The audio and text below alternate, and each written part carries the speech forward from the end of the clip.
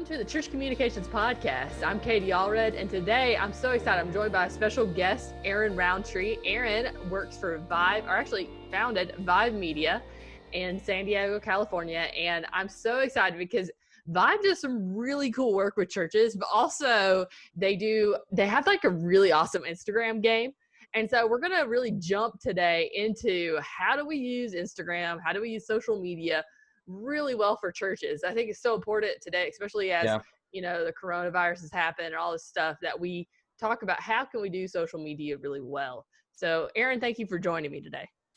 I just want to say thanks for everything you guys do. I mean, I still work in a church, but before this, kind of doing Vive and all that stuff, I was a church communications director, and that Facebook group saved my butt more times than I can count. And just it's a great spot to ask people questions and all that good stuff. So I just want to say thanks to you. And I know Kenny does a lot as well. You two have just been slaying it. And it's an inspiration to see as like kind of getting into this space and helping churches, seeing what you guys do and kind of look to you guys as inspiration for serving the local church. So thank you for having me on, and thank you for all that you do. Well, thank you. That warms my heart. Yeah. We definitely didn't get in it for, the cool street cred, but it's been amazing to see what God has done in the lives of churches because of a Facebook group. So, thank you for that. Okay. 100%. So I guess my first question is, who is Vive? What is Vive? What do you do? Why do you do it? Yeah. So, it started off a little bit random. So, about almost a little over a year ago, I was working at a large multi-site in San Diego, bunch of campuses and all that stuff, managing a big team and all the things that seem really great. And then it ended up where all of our team got let go. So that was a huge kind of like big shock, some leadership shifts and stuff like that. So it was not a great time. But out of that team and I really started talking about what it looked like to serve the local church. We came from a world where budget wasn't too big of an issue for us. So I know some churches are cringing right now as I say that. But we were able to purchase stock photos all the time, or hire someone or anything like that. So we realized that a lot of churches actually don't have the ability to do that. We came from a world where this sounds just like our story. This is how ChurchCom was kind of built too. Was out of I was at a heavily resourced church. And I felt like, I feel like I know a lot, and I'm able to know a lot because I have the opportunity of like being able to afford time to research. Yeah. Not and just 100%. Afford like stuff, but like be able to afford the time to do it and do it well. So anyway, continue. Sorry, I was just like, that's cool. That's like hired to manage that stuff for you. Right. Where you're not the single point of contact for everything. Right. That was a real big thing that I didn't realize was such a blessing being in that position. So one thing we really came out of that was what's kind of the biggest pain points in churches and what's the most expensive pain points. Obviously, we can't build you a church for free. If we could, we would. But one of the things that kind of kept popping up was unlimited church graphics. So there's some great services out there. They're awesome. Some of them are good friends of mine. But we were looking at the prices, and the prices were just pretty expensive for a church that maybe only has 100 people. So we wanted to provide a service that was affordable. You couldn't hire necessarily someone part-time to even do it. So that's kind of how it all started. We wanted to provide unlimited church graphics for churches and for pastors to utilize at an affordable rate where they could afford that and have really unlimited stuff. So no unlimited revisions, projects, the whole deal, and higher quality than maybe what they were producing. We had a large team of designers that were out of work, and we wanted to find a place for them to work, because they still wanted to be a part of the church world and all that stuff, but also provide that resource to churches around us. So we found a really affordable way for us internally to scale that and make it affordable for churches to purchase. So that's how it all got started. Halfway through that, we got some questions about Instagram and marketing. So we started taking on some churches and helping with consulting and coaching, and then also managing some churches' social media. And then kind of once that started, we realized that our social media was really bad. So if you like scroll back in our Instagram feed, like, I don't know, like probably at the beginning a year ago, it's really bad, like inconsistent posting. It wasn't great. So we felt like, hey, we probably should focus in on our Instagram account and really resource through that channel.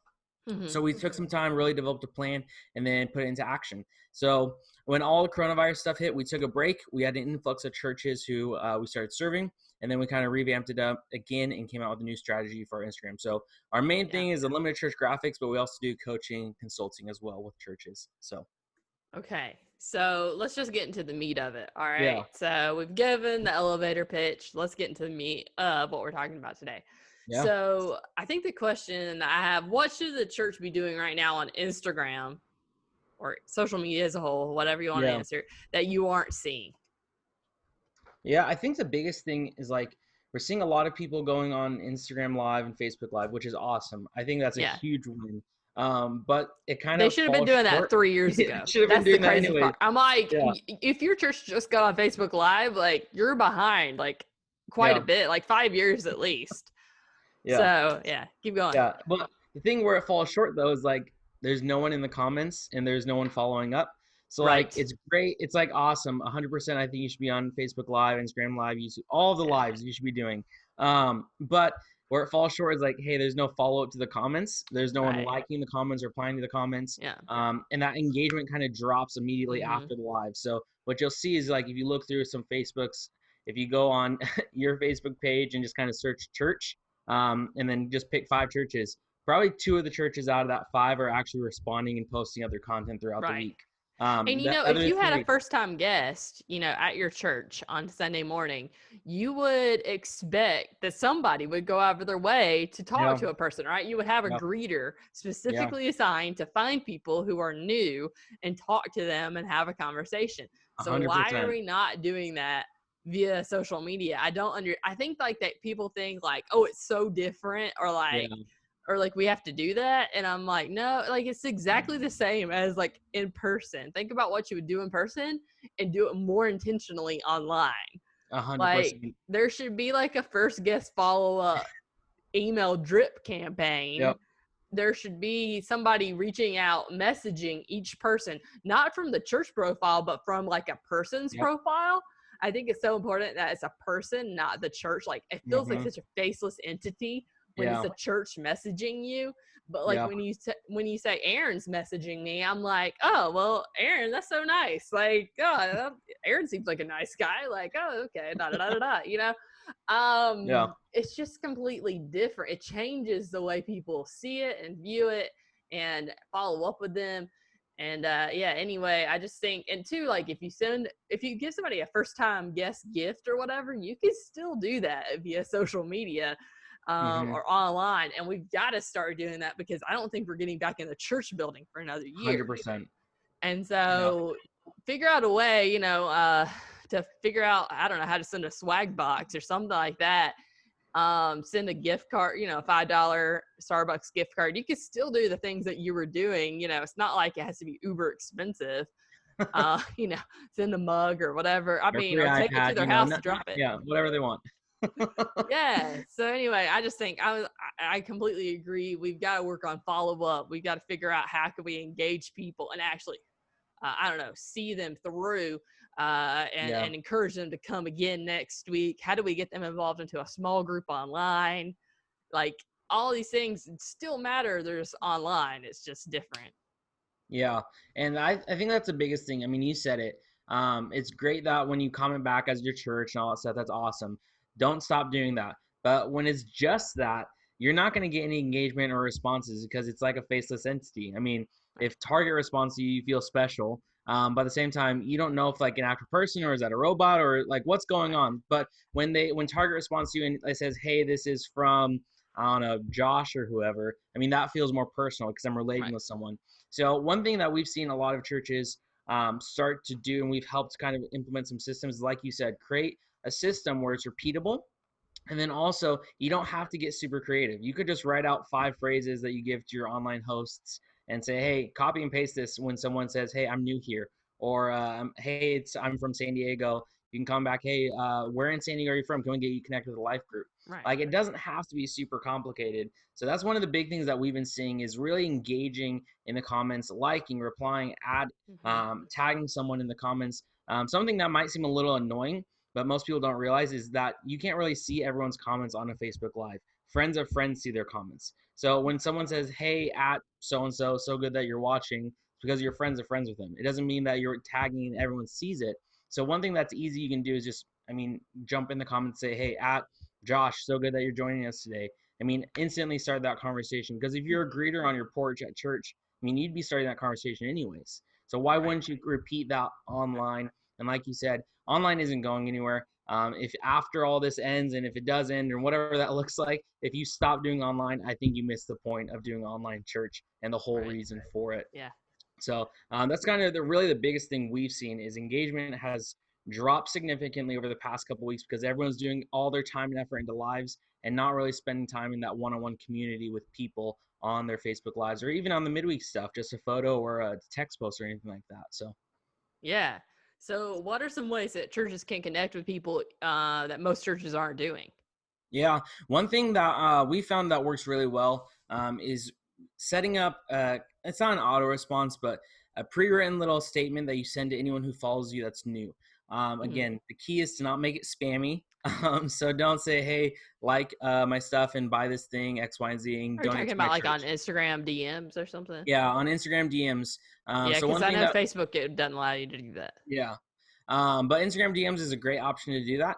And what you can do is you can put your form in there for someone, or you could put it to where, hey, check out our services. But the key is making sure it's shown that it's from someone, not just your church. So, hey, so-and-so, thanks so much for following us. We want to stay connected with you. Here's a link. Put that link in there, make sure it shows a preview, and then say, hey, it's from Susie Q. She's one of our hospitality volunteers. Like, tag that, you're like, sign it at the very bottom of that message to show it's a real person. That's been really effective, and you'll see engagement grow on your posts too when that happens, because they feel like, oh, they reached out, made a connection with me, not just sent me some spammy post to fill out a connection card to get my information and email address. So that's awesome. One way that we've seen that really has been working for a lot of churches we've worked with, and even my home church, we've started doing that as well, and we've seen a lot of growth from it, especially in the engagement of our comments and our likes and stuff. Yeah, no, that's a great strategy for sure, because I think a lot of churches just miss out on the fact that they need to, I think like we've said this whole time, just follow up. You know, like make a plan for what follow-up looks like online. We make a plan for that in person. It's just that we haven't, most churches have just now figured out how to do streaming, which is good. Like, I don't want to say, like, I know I said earlier, like, if you're 5 years out, you're 5 years, and now you're all, like, feeling terrible and stupid. Here's the thing.